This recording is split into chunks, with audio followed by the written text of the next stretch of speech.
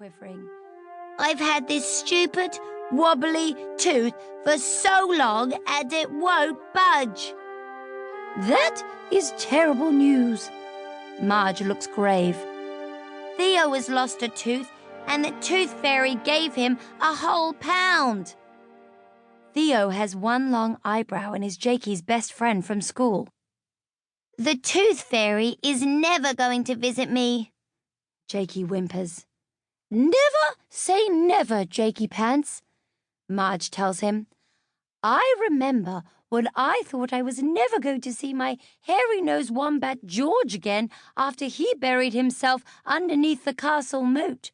But then, one day, there he was, sunning himself on the Queen's lounge chair, drinking tea and wearing her missing tiara."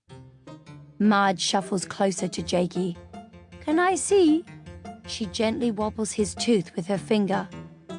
"I've tried pulling it out," Jakey sniffs. "I've wiggled and pushed, but it's stuck." "Dentist Marge to the rescue," Marge exclaims, and at last Jakey smiles. "All we need is your daddy's toolkit."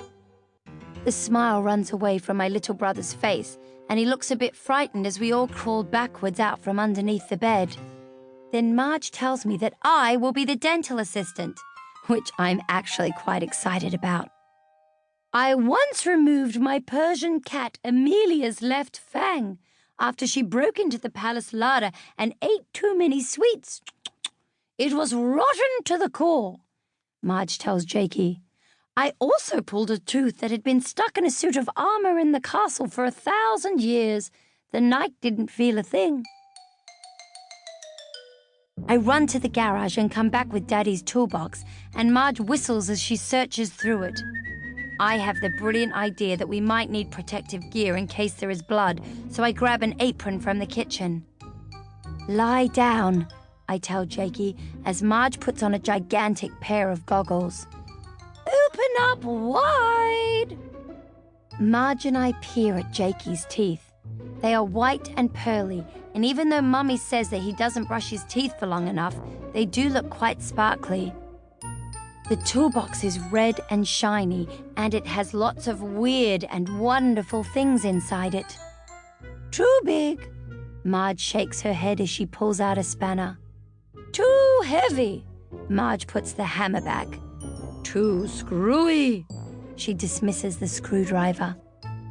"Voila!" She grins, waving a pair of green pliers. "Perfect!" In case you don't know, pliers are like metal claws used for gripping things. I'm not sure what Marge is going to do with the pliers exactly, as I've only seen Daddy use them to pull nails out of the fence, but I am just the dental assistant, not the dentist. I also have a small worry that our parents might not be very happy if they could see us now, but it was Mummy who told us to cheer up Jakey, and he is definitely being cheered up, because even though he is scared, Jakey loves having people fuss over him. "Maybe you should close your eyes," I suggest, and he shuts them tight. "Eeny, meeny, miny, mo, this little tooth has got to go," Marge sings as she leans over Jakey. She grasps the loose tooth with the pliers and braces her leg against the side of the bed. "Oh!"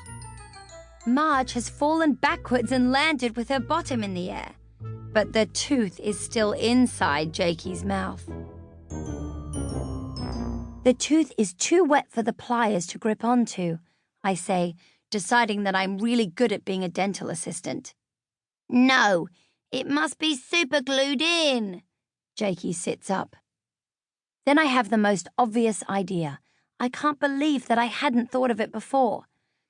Jakey just needs to eat an apple. That's how I lost my tooth. But then I remember my little brother has 2 rules. 1, he will only eat his dinner if there is a pool of tomato ketchup in the center of his plate that his veggies can swim in. 2, he hates apples. He won't eat an apple since the day he found out that worms can live in them. "You have to eat an apple to make your tooth come out," I tell Jakey, and to my surprise,